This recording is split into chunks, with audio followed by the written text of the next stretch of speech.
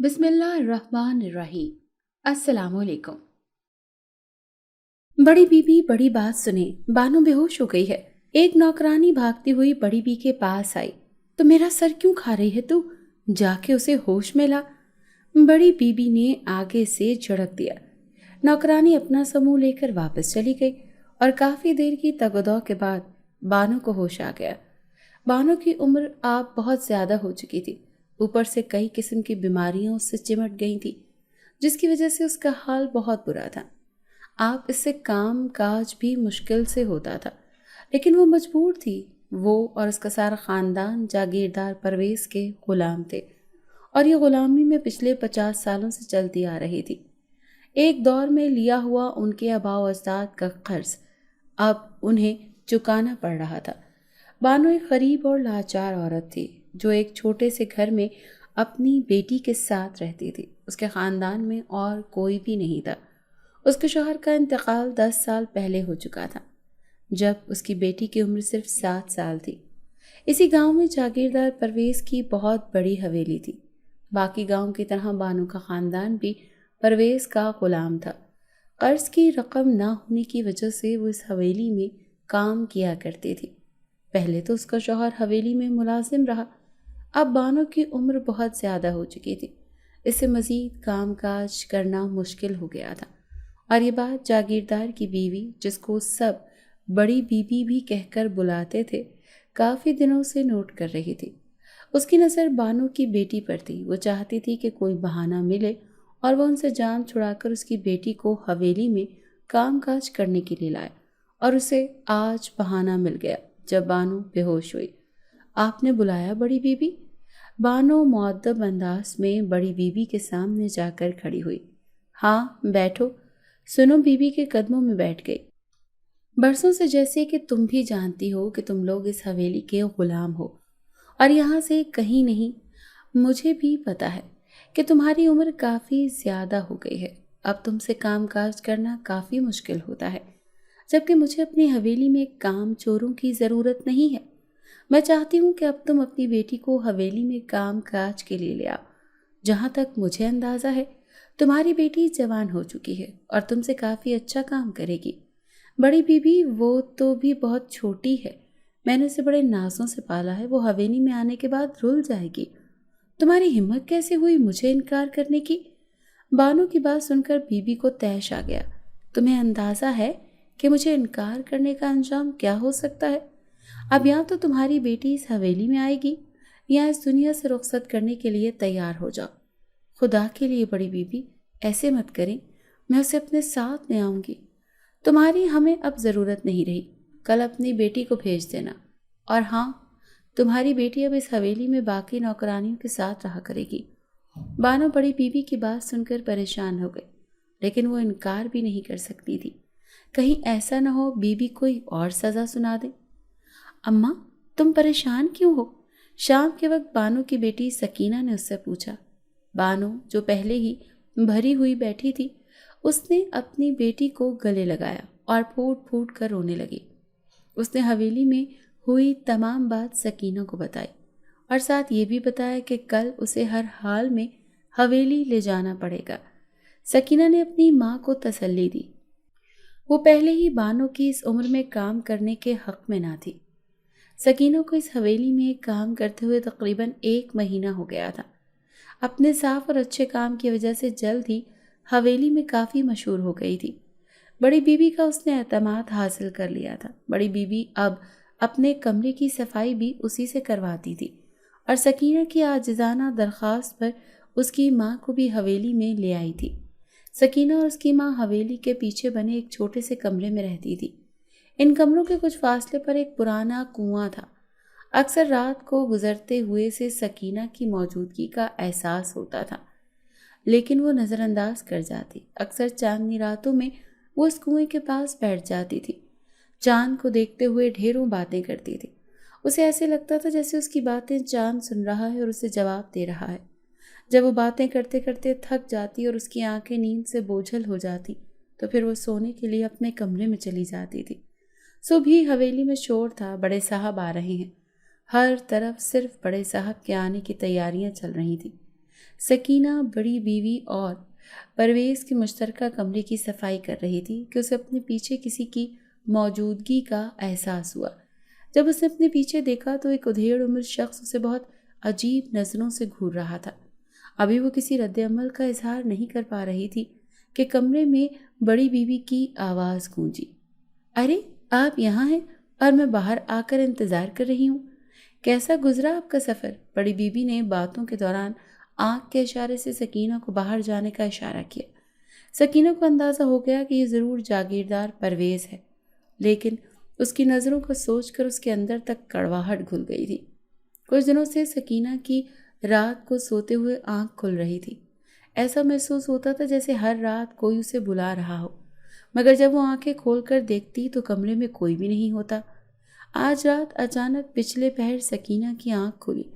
اسے اپنے نام کی پکار سنائی دے رہی تھی۔ اس وقت اپنی آواز کی پکار سن کر سکینہ کو ڈر لگا۔ آواز مسلسل آ رہی تھی۔ سکینہ ہمت کر کے اپنے بستر سے اٹھی۔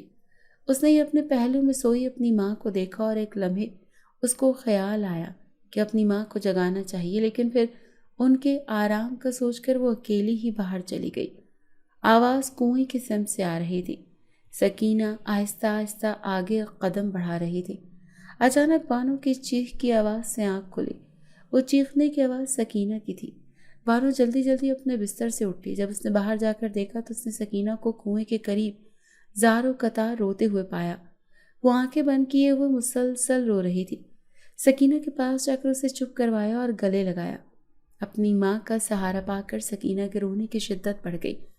بانو سے اپنے ساتھ کمرے میں لے کر آئی اور اس سے پوچھا۔ سکینہ نے بتایا کہ یہاں کنویں کے قریب اسے ایک لڑکی نظر آئی جو اسے اپنی طرف بلا رہی تھی۔ اس نے راجستھانی لباس پہنا ہوا تھا۔ اس کے بال لمبے تھے جس نے اس کے آدھے چہرے کو چھپایا ہوا تھا۔ سکینہ اس کے پاس جانے لگی۔ ابھی وہ اس کے پاس پہنچنے ہی لگی تھی کہ لڑکی نے اپنا رخ کنویں کی طرف کر دیا اور کنویں کے قریب پہنچ کر اس میں چھلانگ لگا دی۔ یہ کہہ کر سکینہ نے خوف سے رونے لگی۔ بانو نے اپنی بیٹی کو تسلی دی اور آئندہ اس کو کنویں سے دور رہنے کا کہا۔ بانو سمجھ گئی کہ یہ جنات کا معاملہ ہے۔ سکینہ نے کسی جن کو دیکھا ہے اور یہ ڈر بھی گئی ہے۔ روتے روتے سکینہ بانو کی گود میں سو گئی۔ یہ اس سے اگلی رات کا واقعہ ہے۔ رات کا وقت تھا۔ مدھم روشنی والا کمرہ ایک خوفناک خاموشی سے بھرا ہوا تھا۔ ماحول میں عجیب سی بے چینی پھیلی تھی۔ سکینہ اپنے بستر پر بیٹھی تھی۔ اس کی نظریں کمرے میں لکڑی کی پرانی الماری پر جمی تھی جس کی آج اس نے تفصیل کے ساتھ صفائی کی تھی۔ آج اس کے ارد گرد بے چینی محسوس کر رہی تھی، جیسے کوئی اس کی ہر حرکت کو دیکھ رہا ہو۔ اچانک اسے الماری کے اندر سے کھرچنے کی ہلکی سی آواز آئی۔ جب وہ احتیاط سے اس کے قریب پہنچی تو اس کا دل دھڑکنے لگا۔ وہ ایک لمحے کے لیے ہچکچاتے ہوئے آہستہ سے دروازہ کھولنے لگی۔ جب اس نے اندر جھانکا تو اس کی ملاقات ایک چمکیلی سرخ آنکھ کے ساتھ ہوئی جو اسے گھور رہی تھی، جبکہ دوسری آنکھ کالے بالوں سے ڈھکی ہوئی تھی۔ اچانک الماری کے اندر سے اسے ایک پنجے والے ہاتھ نے اس کی کلائی کو پکڑ لیا۔ سکینہ خوف سے چیخنے لگی، لیکن وہ گرفت بہت مضبوط تھی جو کسی صورت سکینہ کا ہاتھ نہیں چھوڑ رہی تھی۔ اس نے اپنا ہاتھ چھڑانے کی کوشش کی۔ اچانک سکینہ کو ایک جھٹکا لگا اور سکینہ پیچھے بیڈ پر جا گری۔ الماری خود بخود دوبارہ بند ہو گئی۔ دوبارہ سے کمرے کا وہی ماحول بن گیا تھا، لیکن ایک بات جو تھی وہ یہ کہ ماحول کے تناؤ میں کافی کمی آ گئی تھی۔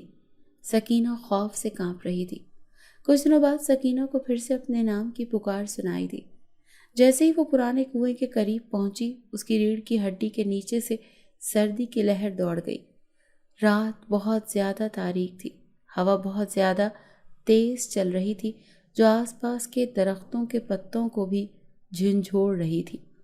درختوں کے پتے ہلنے سے عجیب خوفناک آواز پیدا ہو رہی تھی۔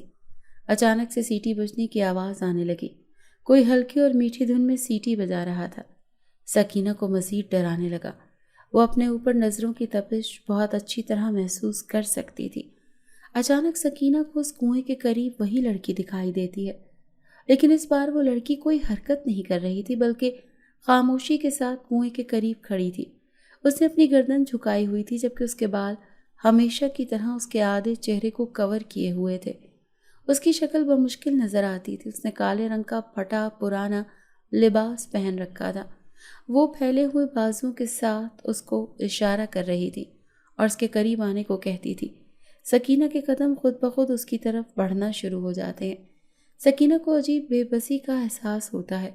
وہ چاہ کر بھی خود کو اس کے پاس بڑھنے سے نہیں روک پاتی۔ سکینہ آہستہ آہستہ اس کے قریب پہنچ گئی۔ اس لڑکی کی پراسرار آواز سنائی دی جس میں ایک التجا بھی تھی۔ براہ کرم میری مدد کریں، وہ سرگوشی کرتی ہے، میں یہاں پھنس گئی ہوں، آگے بڑھنے سے قاصر ہوں۔ سکینہ نے اس کی آواز میں اداسی اور مایوسی کو محسوس کیا۔ سکینہ کو اس لڑکی کے ساتھ ہمدردی کا احساس ہوا۔ بغیر کسی ہچکچاہٹ کے سکینہ نے اس سے پوچھا کہ میں آپ کی مدد کے لیے کیا کر سکتی ہوں؟ میرے پاس وہ لاکٹ لاؤ، وہ کہتی ہے، جب تک وہ لاکٹ اس سے جدا نہیں ہوگا میں کبھی آزاد نہیں ہو پاؤں گی، نہ میں کبھی اپنا انتقام لے پاؤں گی۔ سکینہ اس سے یہ پوچھنا چاہ رہی تھی کہ کیسا انتقام؟ اچانک وہ سکینہ کو خوفناک خاموشی اور ہوا کی آواز کے ساتھ تنہا چھوڑ کر غائب ہو جاتی ہے۔ سکینہ نے ایک گہرا سانس لیا۔ اچانک اسے اپنے پیچھے کسی کی موجودگی کا احساس ہوا۔ اس نے پلٹ کر دیکھا تو اس کی ماں تھی۔ تم اس وقت یہاں کیا کر رہی ہو؟ اس کی ماں نے غصے سے پوچھا۔ میں نے تمہیں منع نہیں کیا تھا؟ یہ اکیلی رات کو آنے سے تم ایک بار میری بات سمجھ نہیں آتی؟ پھر اگر کوئی حادثہ پیش آ جاتا تو اس کا ذمہ دار کون ہوتا؟ بانو نے اپنی بیٹی کو ڈانٹ کر رکھ دیا۔ سکینہ نے آگے سے کسی رد عمل کا اظہار نہیں کیا اور اس لڑکی کی مدد والی بات کو بھی گول کر گئی۔ چلو خراب ہو رہا ہے، ویسے بھی رات کے وقت جوان لڑکی، یوں اندر جلدی چلو، موسم لڑکیوں کا درختوں کے نیچے بیٹھنا اچھا شگن نہیں۔ بانو ڈانٹ کا اپنی بیٹی کو اپنے ساتھ لے گئی، لیکن اس کے بعد وہ لڑکی کے اکثر سکینہ کو نظر آتی۔ کبھی وہ اس کنویں کے پاس کھڑی ہوتی اور کبھی وہاں اس کے پاس ٹہل رہی ہوتی۔ سکینہ کا خوف آہستہ آہستہ کم ہو رہا تھا اور اس کا تجسس بڑھتا جا رہا تھا۔ وہ جاننا چاہتی تھی کہ آخر یہ لڑکی ہے کون اور اس کے ساتھ کیا ہوا ہے۔ وہ بھی اب اس کی آنکھ مچولی کے کھیل سے تنگ آ گئی تھی۔ دوسری طرف جاگیردار پرویز کی مہربانیاں سکینہ اور اس کی ماں پر بڑھتی جا رہی تھی۔ سکینہ کو علم نہیں تھا کہ اس کی خوبصورتی نے جاگیردار کو اپنے قابو میں کر لیا ہے۔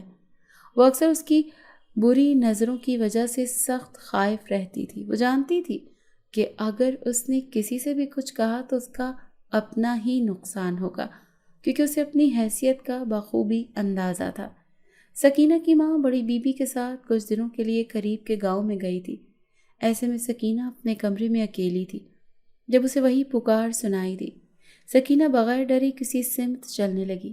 جب سے وہ کنویں کے پاس پہنچی آواز آنا بند ہو گئی۔ سکینہ کو غصہ آنے لگا۔ تم جو کوئی بھی ہو، جو بھی بات ہے میرے سامنے آ کر کرو۔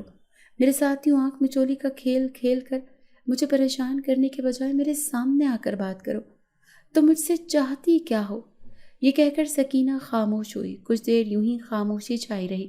سکینہ جیسے ہی پلٹی اسے اپنے سامنے وہی لڑکی دکھائی دی۔ اس کا چہرہ آدھے بالوں سے ڈھکا ہوا تھا، جبکہ دوسری طرف کا چہرہ بہت ہی حسین تھا۔ اس کی عمر 18 سال معلوم ہوتی تھی۔ سکینہ کو اسے دیکھتے ہی دل میں خوف کی لہر دوڑ گئی، لیکن اس نے ہمت کر کے پوچھا، کون ہو تم؟ اس نے جواب دیا، میرا نام شیلا ہے اور میں اپنے ماں باپ کی اکلوتی اولاد تھی۔ میرے ماں باپ میرے جنم سے پہلے ہی یہاں کام کرتے تھے اور ہم بہت خوش تھے۔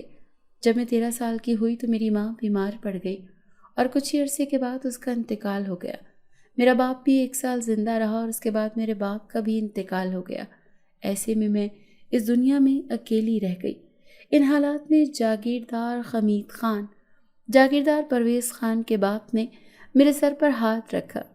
میرے ماں باپ دونوں کا تعلق الگ الگ برادری سے تھا۔ وہ دونوں ایک ہی گاؤں میں رہتے تھے، لیکن برادری الگ ہونے کی وجہ سے اپنے پیار کی لاج رکھنے کے لیے دونوں نے بھاگ کر شادی کی اور دونوں چھپ کر زندگی گزار رہے تھے۔ پھر ایک دن میرے باپ نے کسی شخص کے سامنے اپنی مصیبت کی کہانی سنائی تو اس نے ان کو اس حویلی میں ملازم رکھوا دیا۔ میرے ماں باپ کے انتقال کے بعد میرے لیے اس حویلی سے بڑھ کر اور کوئی سہارا نہیں تھا۔ ایسے میں مجھے خمیر خان نے بہت سہارا دیا۔ اس کے علاوہ ایک اور بھی تھا جس نے میرا اس غم کی گھڑی میں بڑا ساتھ دیا۔ وہ تھا حمید خان کا دوسرا بیٹا شایان خان۔ میں بہت چھوٹی تھی جب اس حویلی میں آئی تھی۔ اس وقت سے لے کر تب تک میری شایان سے بہت اچھی دوستی ہو گئی۔ شایان خان نے میرا بہت خیال رکھا۔ وقت کے ساتھ ساتھ ہمدردی کا یہ جذبہ پیار میں بدل گیا۔ وہ بہت اچھا اور سچا انسان تھا۔ میں اس کو پا کر آہستہ آہستہ اپنے غم کو بھولنے لگی تھی اور اس کے ساتھ اپنی زندگی گزارنے کے خواب دیکھنے لگی۔ لیکن میرے دل میں ایک عجیب سا ڈر بھی تھا جو کہ میری سمجھ سے باہر تھا۔ کچھ ہی دنوں میں حمید خان کا دوسرا بیٹا پرویز خان لندن سے اعلیٰ تعلیم حاصل کر کے آیا۔ مجھے وہ انسان پسند نہیں تھا۔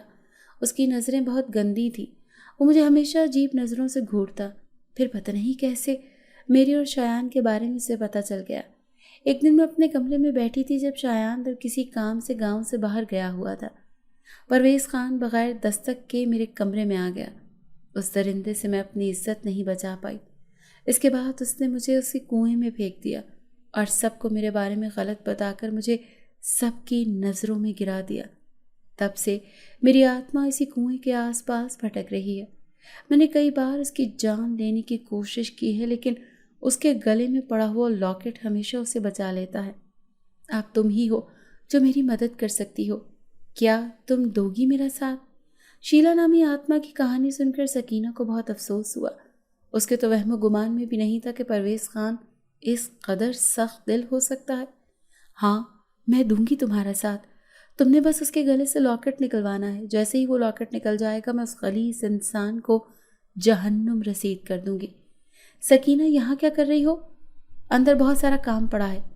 ایک نوکرانی سکینہ کو آواز دیتے ہوئے آئی۔ اس کی آواز سن کر سکینہ بوکھلا گئی، لیکن جو اس نے دائیں طرف دیکھا تو وہ آتما وہاں موجود نہیں تھی۔ سکینہ اس نوکرانی کے ساتھ چل دی۔ پرویز خان کی حقیقت جاننے کے بعد سکینہ کو اس سے زیادہ نفرت ہو گئی۔ آپ اس کی یہی کوشش ہوتی کہ جتنا ہو سکے اس شخص سے دور رہے۔ بڑی بیوی نے بھی اپنے شوہر کی نظروں کو پہچان لیا تھا۔ اب وہ سکینہ سے بہت غصے میں بات کرتی تھی اور حویلی کے اندرونی کاموں سے بھی سکینہ کو ہٹا دیا تھا۔ ان کی یہی کوشش ہوتی تھی کہ کسی طرح سے سکینہ کو اس حویلی سے نکالیں۔ اس کا حکم چلتا تو تھا لیکن اپنے شوہر کی غیر موجودگی میں۔ اپنے شوہر کے ہوتے ہوئے اس کی بھی ہمت نہیں تھی کہ کسی بات پر سوال اٹھائے، اسی لیے وہ بھی خاموش تماشائی بنی ہوئی تھی۔ کچھ دنوں بعد چھت پر کھڑی اپنے بال سکھا رہی تھی جب اسے اپنے اوپر کسی بڑے پرندے کے سائے کا احساس ہوا۔ جب اس نے اوپر دیکھا تو وہ حیران رہ گئی۔ وہ کوئی بہت بڑا پرندہ تھا۔ اس سے بڑا پرندے سے کہنا ہے آج تک اپنی زندگی میں اس نے نہیں دیکھا تھا۔ آگے جاتے ہوئے پرندے نے مڑ کر سکینہ کی طرف دیکھا۔ اس کی آنکھوں میں عجیب سی چمک تھی۔ اس کے ساتھ ہی وہ پرندہ آسمان کی وسعتوں میں غائب ہو گیا۔ سکینہ بھی اپنا سر جھٹک کر دوبارہ نیچے آ گئی۔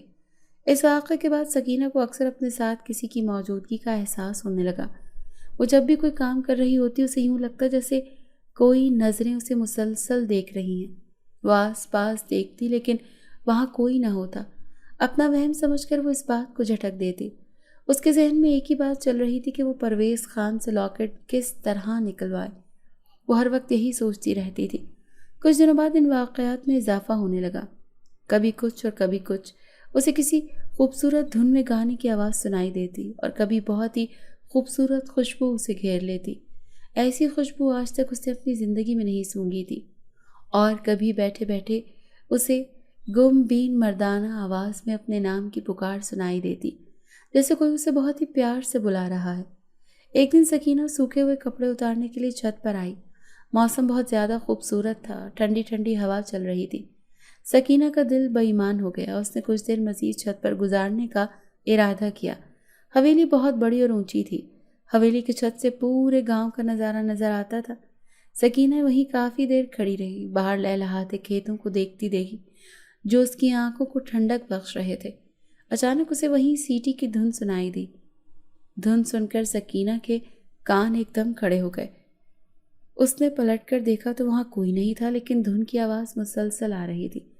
اچانک سے ایک خوبصورت سی خوشبو نے سکینہ کو گھیر لیا۔ سکینہ کے کان میں آہستہ سے سرگوشی ہوئی، میری سکینہ۔ یہ خوبصورت مردانہ آواز تھی۔ آواز سن کر سکینہ کے جسم میں خوف کی لہر دوڑ گئی۔ سکینہ نے آس پاس دیکھا لیکن وہاں کوئی موجود نہیں تھا۔ کون ہو تم؟ سامنے آؤ۔ اچانک سکینہ کو اپنے پیچھے سے کسی کے گزرنے کا احساس ہوا۔ سکینہ تیزی سے پلٹی لیکن بے سود۔ اچانک آسمان پر بادل چمکتے اور آہستہ آہستہ بارش ہونے لگی۔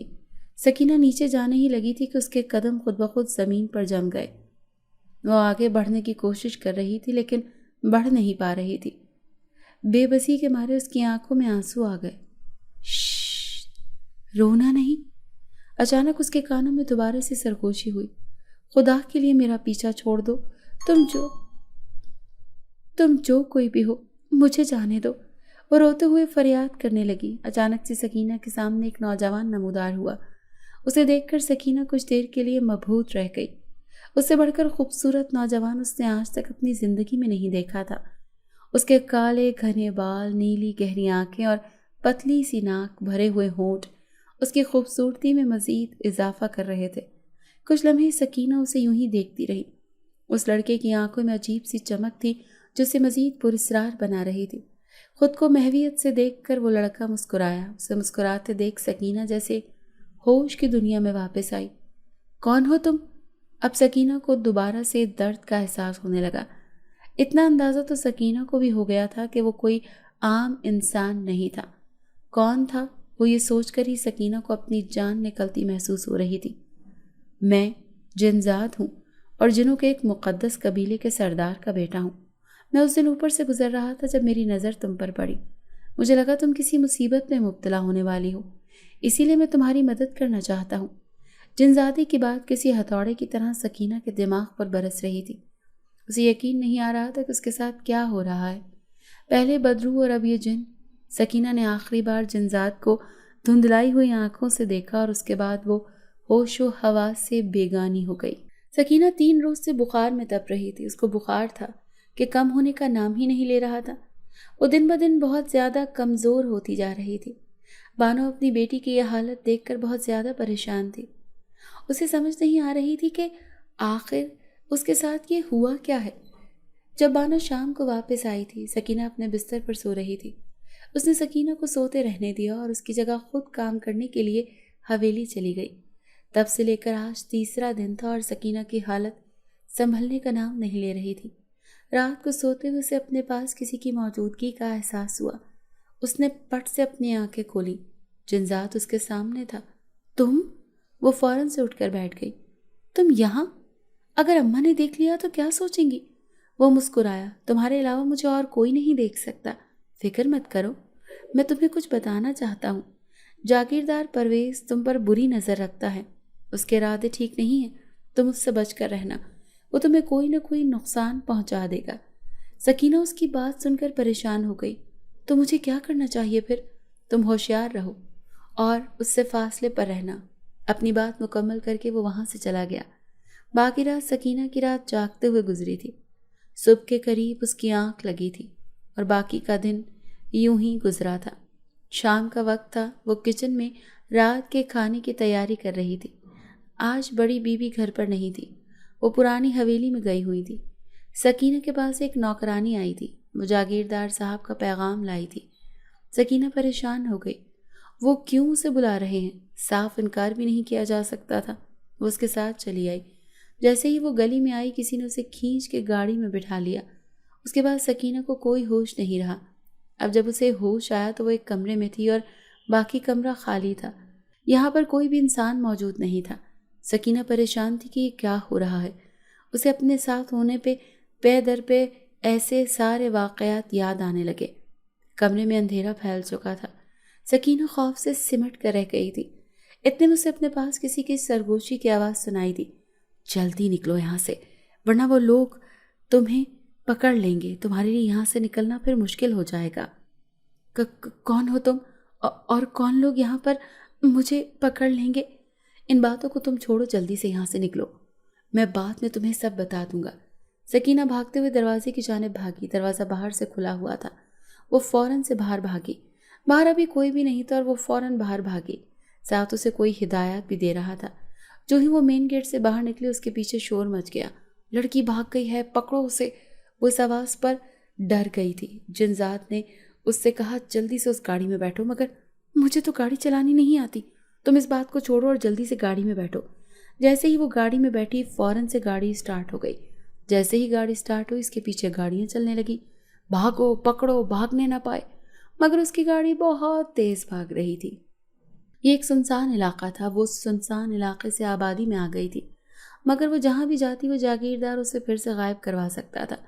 اسی لیے وہ کہاں جاتی اسے کچھ سمجھ نہیں آ رہا تھا۔ اس کا کوئی رشتہ دار بھی وہاں نہیں تھا جہاں پر وہ جاتی، اپنا گھر بھی کوئی نہیں تھا۔ وہ دونوں ماں بیٹی کبھی کسی کے گھر تو کبھی کسی کے گھر رہتی تھی۔ اب اتنے دن سے وہ حویلی میں رہ رہی تھی۔ سکینہ نے سوچا کہ اسے یہ سب اپنی ماں کو بتانا چاہیے۔ جنزات نے بھی اسے یہی مشورہ دیا۔ وہ حویلی میں آئی تو اس کی ماں اسے ہی ڈھونڈ رہی تھی۔ سکینہ تم چلی گئی تھی، میں کب سے تمہیں ڈھونڈ رہی ہوں۔ سکینہ بھی کچھ بولنے ہی لگی تھی کہ جنزات نے اس کے کان میں سرگوشی کی کہ ابھی اپنی ماں کو کچھ مت بتانا۔ سکینہ نے کہا وہ حویلی میں ہی تھی اور کسی کام میں مصروف تھی۔ اگلے دن اس کا سامنا جاگیردار کے ساتھ ہو گیا۔ اسے گھورتا وہ اس کے پاس آیا تھا اور اسے کہنے لگا تمہاری جرت کیسے ہوئی وہاں سے بھاگنے کی؟ اب تم دیکھنا میں تمہارا کیا حشر کرتا ہوں۔ سکینہ دل ہی دل میں ڈر گئی تھی، مگر وہ بظاہر مضبوط لہجے میں بولی آپ نے جو کرنا ہے آپ کر لیں۔ جاگیردار پرویز اس کے انداز پر حیرت زدہ رہ گیا تھا۔ ہماری حویلی کی معمولی سی نوکرانی اور اس میں اتنی اکڑ، اسے تو میں مزہ چکھا کر رہوں گا۔ وہ کچھ سوچتے ہوئے وہاں سے چلا گیا۔ آج پھر حویلی کو بہت اچھے طریقے سے سجایا گیا تھا۔ یہاں سے وہاں تک کھانے کی اشتہا انگیز خوشبو پھیلی ہوئی تھی۔ سکینہ نے اپنی ماں سے پوچھا کہ حویلی میں اتنی تیاریاں کس خوشی میں کی جا رہی ہیں؟ کیا یہاں پر کوئی فنکشن ہو رہا ہے؟ ارے نہیں، آج جاگیردار صاحب کا بیٹا باہر سے پڑھ کر آ رہا ہے۔ وہ بہت سالوں سے ملک سے باہر تھا، اس کے آنے کی خوشی منائی جا رہی ہے۔ سکینہ نے بے دھیانی سے اپنی ماں کی بات کو سنا۔ اس کا ذہن اپنی ہی سوچوں میں الجھا ہوا تھا۔ سوچتے سوچتے وہ نہ جانے کب نیند کی وادیوں میں کھو گئی تھی۔ رات کے کسی پہر اس کی چھن چھن کی آواز سے آنکھ کھلی تھی۔ میں اپنی آنکھیں کھول کر دیکھا تو اس کے سامنے وہی لڑکی کھڑی تھی۔ اس نے سکینہ کو آنکھیں کھولتے ہوئے دیکھ کر کہا تمہاری قسمت اچھی تھی جب تم شیطان سے بچ گئی۔ اب تو اندازہ ہو گیا ہوگا کہ کتنا خبیث انسان ہے۔ سکینہ کو واقعی اس کی خباثت کا اچھے سے اندازہ ہو گیا تھا۔ سکینہ نے اس لڑکی سے کہا کہ مجھے تم بتاؤ اس دن کیا کہہ رہی تھی؟ میں تمہاری کیا مدد کر سکتی ہوں؟ تم اس سے اپنا انتقام کیسے لینا چاہتی ہو؟ تمہیں میرا ایک کام کرنا ہوگا۔ اس کے گلے میں ایک تعویذ ہے، جب تک اس کے گلے میں وہ تعویذ ہے میں اس کا بال بھی بیکا نہیں کر سکتی۔ تم اس تعویذ کو اس سے الگ کرنا ہوگا۔ جب میرا انتقام پورا ہو جائے گا تو تم نے میری لاش کو کنویں میں سے نکلوانا ہے اور اس کی آخری رسومات ادا کروانی ہے۔ اپنی بات کہہ کر وہاں سے وہ غائب ہو چکی تھی اور میں سوچ رہی تھی کہ دنیا عجائبات کا مجموعہ ہے۔ یہاں پر ایسے واقعات ہوتے ہیں جن کو عقل انسانی تسلیم بھی نہیں کر پاتی، مگر وہ سچ ہوتے ہیں۔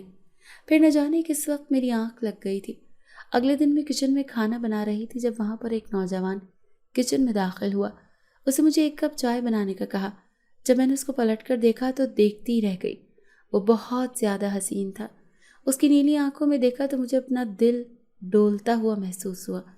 میں نے فوراً اس سے اپنی نظروں کا زاویہ بدل لیا۔ وہ بھی مجھے دیکھ کر چونکا تھا اور پھر وہ کچن سے باہر چلا گیا۔ میں نے دوسری ملازمہ کے ہاتھ اس کے لیے چائے بھجوا دی۔ مجھے دوسری ملازمہ سے پتہ چلا تھا کہ اس کا نام دل پذیر ہے اور وہ جاگیردار صاحب کا بیٹا ہے۔ یہ سن کر میرا حلق تک خشک ہو گیا تھا، مطلب کہ وہ بھی شاید اپنے باپ جیسا ہی تھا۔ میں نے اسے نظر انداز کرنا شروع کر دیا۔ وہ جہاں بھی ہوتا میں وہاں سے ہٹ جاتی۔ میں اپنے لیے کوئی مصیبت مول نہیں لینا چاہتی تھی، مگر وہ مجھ میں زیادہ دلچسپی لینے لگا تھا۔ اس دن میں رات کے وقت کنویں کے پاس بیٹھی ہوئی تھی جب جن زیادہ دھپ سے میرے پاس آ کر بیٹھ گیا۔ میں نے چونک کر اس کی جانب دیکھا۔ وہ پچھلے کافی دنوں سے اپنی دنیا میں گیا ہوا تھا اور بہت دنوں کے بعد لوٹ کر آیا تھا۔ اسے دیکھ کر مجھے خوشگوار حیرت ہوئی۔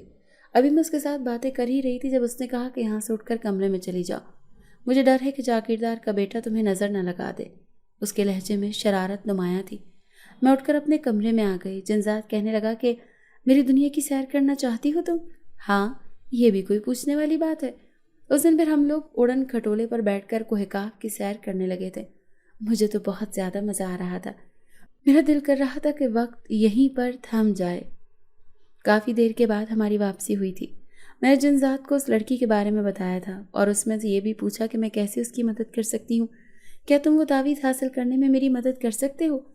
میری بات سن کر وہ کہنے لگا نہیں، میں اس تعویذ کو چھو بھی نہیں سکتا۔ اگر میں نے ایسا کیا تو میں جل کر بھسم ہو جاؤں گا۔ پھر وہ کہنے لگا کہ وہ تعویذ حاصل کرنا اتنا مشکل کام بھی نہیں ہے۔ وہ جاگیردار جب بھی غسل خانے میں جاتا ہے وہ تعویذ کو باہر اپنے کمرے میں اتار کر جاتا ہے۔ اس دوران اس تعویذ کو غائب کیا جا سکتا ہے۔ یہ سن کر میں ڈر گئی تھی، مگر اس کے کمرے میں جانا شیر کی کچار میں جانے کے برابر ہے۔ یہ نہ ہو کہ اس کے کمرے میں جانے سے میں کسی مصیبت پہ مبتلا ہو جاؤں۔ اس بارے میں تمہیں فکر مند ہونے کی ضرورت نہیں ہے، میں اس جاگیردار پر نظر رکھوں گا اور جب مناسب وقت ہوگا میں تمہیں بتا دوں گا۔ میں اس مناسب وقت کا انتظار کرنے لگی۔ وہ لڑکی میرے پاس ہر روز آتی تھی، مجھ سے کہتی تھی میری مدد کرو، میں انتقام کی آگ میں جل رہی ہوں، میں سکون چاہتی ہوں، خدا کے لیے میری مدد کرو۔ اور میں ہر روز اسی سے مدد کرنے کا وعدہ کر لیا کرتی تھی۔ اس میں حسب معمول کچن میں کھانا بنا رہی تھی جب جنزاد نے میرے کان میں سرگوشی کی اور کہا کہ وہ تعویذ حاصل کرنے کا یہی وقت مناسب ہے، ابھی کوئی بھی نہیں ہے، تم یہ کام سر انجام دے دو۔ میرا دل اندر سے بری طرح سے کانپ رہا تھا۔ میں اپنے دل کو مضبوط بناتی اس کے کمرے میں پاؤں رکھا، ہر جگہ تعویذ کو ڈھونڈا مگر مجھے وہ کہیں نہیں ملا۔ مجھے اس بات کا بھی ڈر تھا کہ کہیں مالکن یا کوئی اور کمرے میں نہ آ جائے۔ پھر میں نے ایک خیال کے تحت ایک دروازے کو کھولا، سامنے ہی وہ تعویذ پڑا ہوا تھا۔ میں اسے اٹھا کر فوراً سے پہلے کمرے سے باہر نکلی تھی اور پھر اپنے کمرے میں جا کر اسے چھپا دیا۔ کچھ ہی دیر گزری تھی جب پورے گھر میں جاگیردار پرویز کے دھاڑنے کی آواز گونج رہی تھی۔ وہ گھر کے تمام لوگوں اور ملازمین سے تعویذ کے بارے میں پوچھ رہا تھا، مگر کسی کو کچھ پتہ ہوتا تو اسے کوئی کچھ بتاتا۔ اس نے مجھے بھی بلایا اور مجھ سے باز پرس کرنے لگا۔ اس کا لہجہ میرے ساتھ انتہائی حد تک آمیز تھا۔ اس کا انداز مجھے بہت برا لگا اور یہ دل پذیر سے بھی برداشت نہیں ہوا۔ اس نے اپنے باپ کو ٹوک دیا، بابا یہ آپ کس انداز میں بات کر رہے ہیں؟ پھر وہ مجھ سے مخاطب ہو کر بولا کہ آپ جا کر اپنا کام کریں۔ میں نے اپنی جان خلاصی پر شکر ادا کیا۔ جاگیردار پرویز گھر سے بھاگتا چلا گیا۔ اس کا رخ اپنے اس پیر کی جانب تھا جس نے اسے وہ تعویذ دیا تھا۔ اسے گئے ہوئے چند ہی گھنٹے گزرے تھے جب اس کی موت کی خبر حویلی میں آ گئی۔ پوری حویلی میں صف ماتم بچ گیا۔ مالکن دھاڑے مار مار کر رو رہی تھی۔ دل پذیر بھی اپنے باپ کی موت پر غمزدہ تھا مگر گاؤں کے لوگ اور ملازمین اس کی موت پر شکر ادا کر رہے تھے۔ میرے دل کو بھی ایک اطمینان حاصل ہوا تھا۔ شام کو میں پھر سے پرانے کنویں کے پاس بیٹھی ہوئی تھی جب وہ لڑکی میرے پاس آئی۔ آج وہ بہت زیادہ خوش لگ رہی تھی۔ اس نے میرا شکریہ ادا کیا اور پھر وہ مجھے کہنے لگی کہ کسی طریقے سے میری لاش نکلوا دو یہاں سے اور پھر میری آخری رسومات ادا کر دو۔ میں اب اسی سوچ میں مبتلا ہو گئی تھی کہ میں یہ کام اب کیسے کروں۔ اس کا مشورہ بھی مجھے جنزاد نے دیا تھا۔ اس کے مشورے پر ہی میں نے جاگیردار دل پذیر سے کہا تھا کہ میں نے خواب میں دیکھا ہے کہ آپ اس کنویں کی کھدائی کروا رہے ہیں اور اس میں سے ایک عورت کا ڈھانچہ نکلا ہے، اور وہ فوراً ہی میری بات پر ایمان لے آیا۔ اس نے اسی دن ہی کنویں کی کھدائی کروائی اور اس میں سے جب وہ ڈھانچہ نکلا تو اس کا نماز جنازہ بھی ادا کروایا۔ اس دن کے بعد میں نے اس لڑکی کو کبھی بھی نہیں دیکھا، مگر جاگیردار دل پذیر کے لیے میرے دل میں نرم جذبات پیدا ہو گئے۔ اس کے بارے میں میری رائے بدل گئی تھی۔ وہ اپنے ماں باپ سے بہت مختلف تھا۔ اب میں اس حویلی میں اطمینان کے ساتھ رہتی تھی۔ جاگیردار پرویز کی موت کو چند ہی ماہ گزرے تھے جب ایک دن حویلی کی مالکن نے مجھے اپنے کمرے میں بلایا اور مجھ سے بہت سخت انداز میں بات کرنے لگی۔ کون سا جادو کر دیا ہے میرے بیٹے پر جو تم جیسی معمولی نوکرانی کے ساتھ شادی کرنے کے لیے مرا جا رہا ہے؟ میں نے مالکن کو حیرت کی نگاہ سے دیکھا۔ یہ کیا کہہ رہی تھی وہ؟ اس اچھی شکل پر ہی مرتا ہے نا وہ؟ میں تمہاری یہ صورت ہی بگاڑ دوں گی، پھر دیکھوں گی کہ تمہارے ساتھ کی کس نے شادی کرنی ہے اور کون شادی کی بات کرتا ہے۔ وہ ہاتھ میں ایک بوتل لے کر خطرناک عزائم کے ساتھ میری جانب بڑھی تھی۔ اچانک افتاد پر میں بوکھلا گئی تھی۔ مجھے سمجھ نہیں آ رہا تھا کہ میں اپنے بچاؤ کے لیے کیا کروں۔ اس سے پہلے کہ وہ بوتل مجھ پر پھینکتی جاگیردار دل پذیر ہمارے درمیان آ گیا۔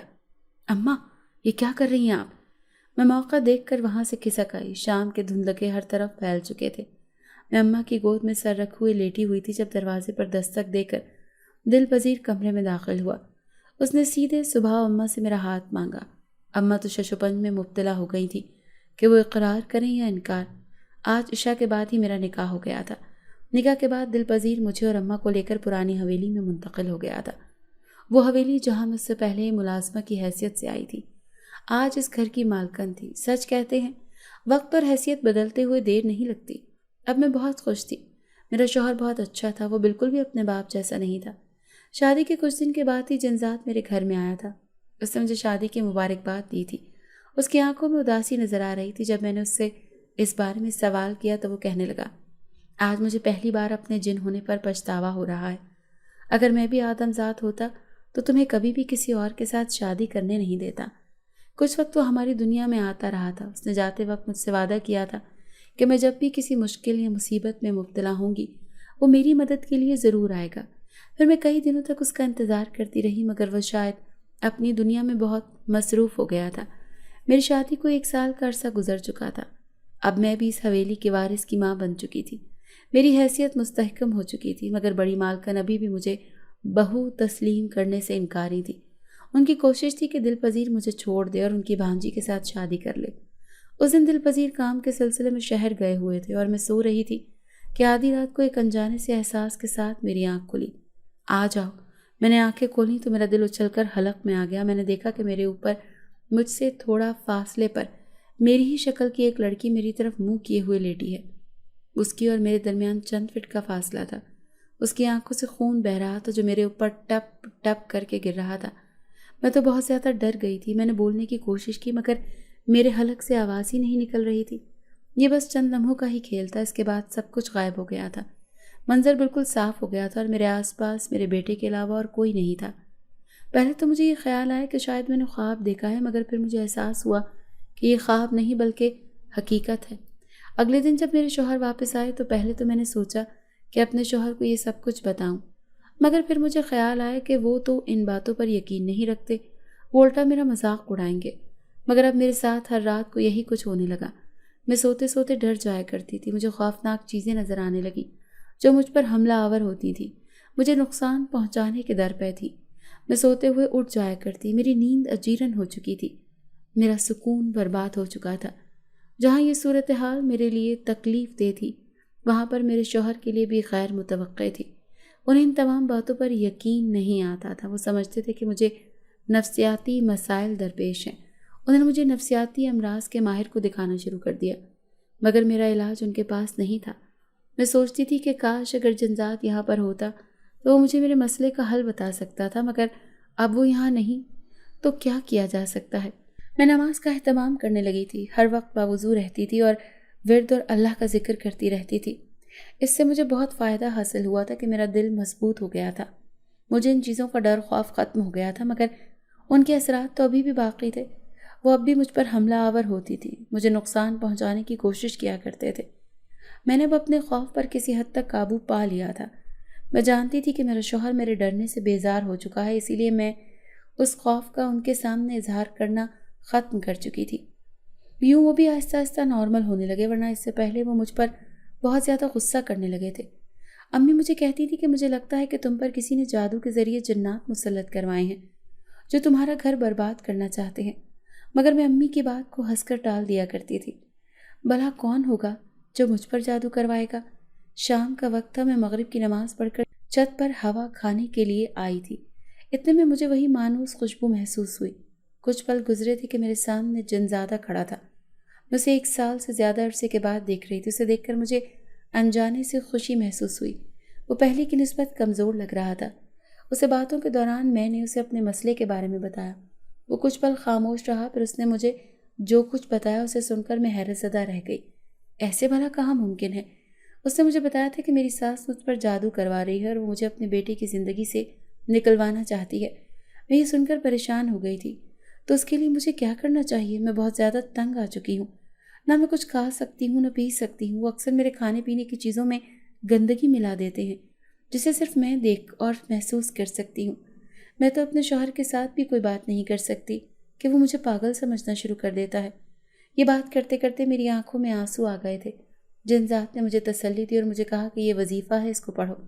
اس کو 3 دن تک پڑھنا تھا، مخصوص تعداد اور مخصوص وقت میں پڑھنا ہے۔ تمہاری اس جادو سے ہمیشہ کے لیے جان چھوٹ جائے گی اور جس نے تم پر یہ جادو کیا ہے یہ اسی پر پلٹ جائے گا۔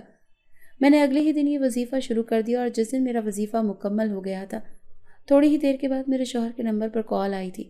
اس کی امی اپنے کمرے میں تھی، نہ جانے ان کے کمرے میں کیسے آگ لگ گئی۔ وہ اس میں بری طرح سے جل چکی تھی اور اب وہ ہسپتال میں تھی۔ میں اپنے شوہر کے ساتھ بھاگم بھاگ ہسپتال پہنچی تو وہ اپنی زندگی کی آخری سانسیں لے رہی تھی۔ مجھے دیکھ کر انہوں نے اپنے دونوں ہاتھ میرے سامنے جوڑ دیے اور مجھ سے معافی مانگی۔ انہیں اپنے آخری وقت پر اپنے گناہ کا احساس ہو گیا تھا اور انہوں نے اس کا اعتراف اپنے بیٹے کے سامنے کیا تھا۔ میں نے انہیں کھلے دل کے ساتھ معاف کر دیا تھا۔ مجھے یقین تھا کہ میرا خدا بھی انہیں معاف کر دے گا۔ ان کی آخری رسومات ادا کرنے کے بعد میرے شوہر نے کہا تھا کہ ہم اب حویلی میں ہمیشہ کے لیے منتقل ہو جائیں گے۔ پھر ہم اپنا ضروری سامان اٹھا کر یہاں پر آ گئے تھے۔ میری اماں بھی میرے ساتھ یہاں پر آ گئی تھی۔ میرے شوہر میری ماں کی بہت عزت کرتے تھے اور ان کے ساتھ بہت زیادہ احترام کے ساتھ پیش آتے تھے۔ میں وقت بدلنے پر حیرت زدہ تھی۔ کل کی ملازمہ اور آج کی مالکن تھی۔ جب میری حیثیت بدل گئی تو لوگوں کی نظر بھی بدل گئی۔ ان کی نظروں میں میرے لیے احترام چھلکنے لگا تھا۔ میں نے بھی اپنے مرتبے کا ناجائز فائدہ نہیں اٹھایا تھا۔ میں گاؤں میں لوگوں کے گھروں میں جاتی تھی، ان سے ان کے مسئلے مسائل پوچھتی اور انہیں حل کرنے کی کوشش کرتی تھی۔ میں نے اپنی حویلی میں بھی ایک دن مخصوص کر رکھا تھا جس میں تمام ضرورت مند حویلی میں آتے تھے۔ میں اب 2 بیٹوں کی ماں بن چکی تھی۔ میرے شوہر کے دل میں میرے لیے آج بھی ویسا ہی پیار تھا جیسا پہلے دن تھا، یا شاید پہلے سے بڑھ کر تھا۔ میں خدا کا شکر ادا کرتے ہوئے نہیں تھک رہی تھی جس نے مجھے اتنا زیادہ نوازا تھا۔ اگر میں نے مشکل وقت دیکھا تھا تو میں نے آسانی بھی دیکھ رہی تھی۔ بے شک میرے رب کا کہا سچ ہے کہ ہر مشکل کے ساتھ آسانی ہے۔ اگر آپ کو آج کی ہماری کہانی پسند آئی ہے تو اسے لائک کیجیے اور اپنے پیاروں کے ساتھ شیئر کیجیے۔